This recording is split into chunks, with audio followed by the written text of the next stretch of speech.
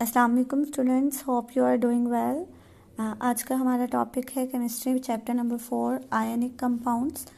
आयनिक compounds वो compounds होते हैं जो कि आयनिक बॉन्ड के नतीजे में बनते हैं। हमने पढ़ा था आयनिक बॉन्ड। आयनिक बॉन्ड किसे कहते हैं? आयनिक बॉन्ड बनता है कंप्लीट ट्रांसफ़र ऑफ इलेक्ट्रॉन से। कंप्लीट ट्रांसफ़र ऑफ इलेक्ट्रॉन से जो बॉन्ड बनता है उसको हम आयनिक बॉन्ड कहते हैं।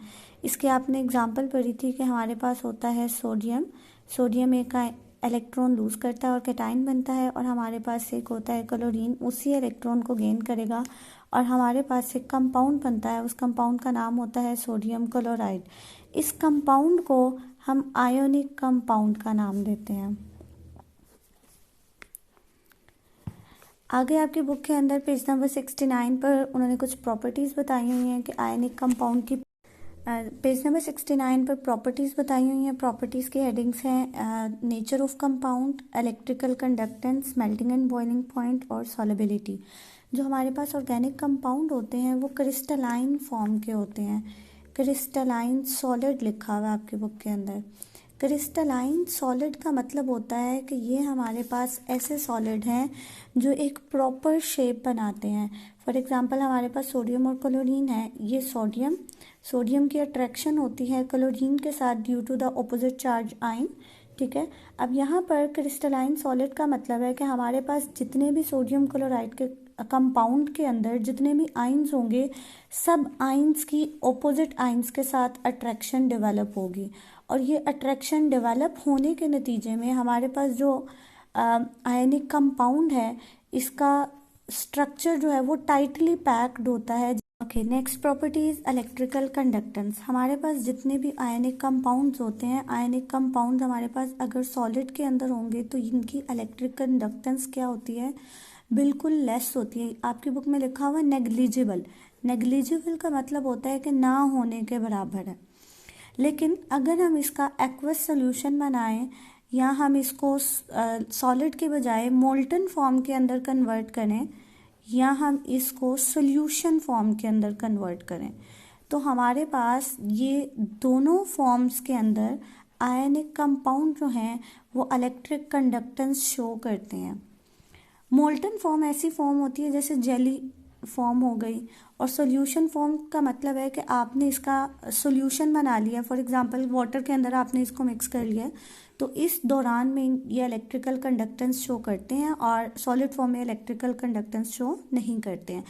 इलेक्ट्रिक कंडक्टेंस का मतलब होता है कि अलाउ टू पास इलेक्ट्रिसिटी, यानी ये अलाउ करते हैं अपने अंदर से इलेक्ट्रिसिटी को या हीट को गुजरने के लिए, तो इनको कहेंगे इलेक्ट्रिक कंडक्टेंस। अब ये क्यों पास करते हैं? क्योंकि हमारे पास ये आयंस फॉर्म में होते हैं। ठीक है। आयनिक कंपाउंड के अंदर अगर हम इसका एक्वस सोल्यूशन बनाएं तो एक्वस सोल्यूशन के अंदर ये आयंस जो हैं ये इनके अंदर अट्रैक्शन जो है वो थोड़ी सी कम हो जाती है, जिसकी वजह से इनमें आयंस मौजूद होते हैं। इन आयंस की वजह से ये आयंस जो हैं ये इलेक्ट्रिसिटी को और हीट को पास करने के लिए इजीली पास कर सकते हैं। नेक्स्ट पॉइंट है हमारा मेल्टिंग एंड बॉइलिंग पॉइंट।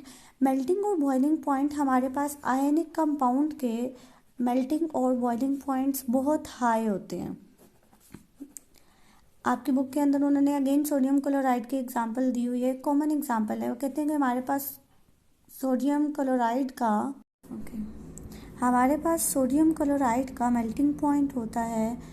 अगर हम मेल्टिंग पॉइंट लिखें तो मेल्टिंग पॉइंट होता है 800 degree centigrade, and boiling point होता है इसका 1413 डिग्री सेंटीग्रेड। ठीक है।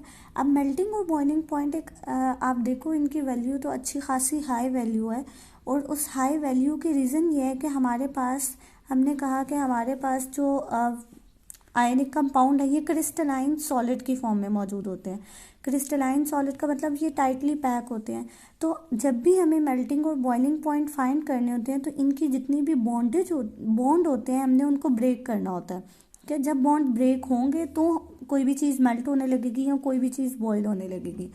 तो जब हमारे पास मेल्टिंग और बॉइलिंग पॉइंट, अगर हम सोडियम क्लोराइड की बात करते हैं तो सोडियम क्लोराइड 800 डिग्री सेंटीग्रेड के ऊपर मेल्ट करना शुरू करता है। ओके, नेक्स्ट पॉइंट है सॉलेबिलिटी। हमारे पास जितने भी आयनिक कंपाउंड हैं, ये आयनिक कंपाउंड सॉलेबल होते हैं वाटर के अंदर। अब वाटर के अंदर सॉलेबिलिटी का मतलब है कि ये वाटर के अंदर इजीली डिजोल्व हो जाएंगे। हमारे पास वाटर की जो नेचर होती है, आपने पढ़ा हुआ है, वाटर एक पोलर मॉलिक्यूल है और इधर इलेक्ट्रोपॉजिटिव नेगेटिव चार्ज, इधर इलेक्ट्रोपॉजिटिव चार्जेस होते हैं। हमारे पास अगर हम सोडियम देखें और क्लोरीन देखें, इधर भी हमारे पास केटाइन और एनाइन फॉर्म होती है। जैसे ही इनके दरमियान आयनिक बॉन्ड ब्रेक होगा तो पॉजिटिव नेगेटिव और नेगेटिव पॉजिटिव की अट्रैक्शन की वजह से हमारे पास इनके आपस के बॉन्ड ब्रेक होंगे और न्यू क्या होगा, वो कंपाउंड जो होगा वाटर के अंदर डिजोल्व हो जाएगा। ये था हमारा आज का टॉपिक आयनिक कंपाउंड। आपने इसको अच्छे से याद करना है, ठीक है। Thank you.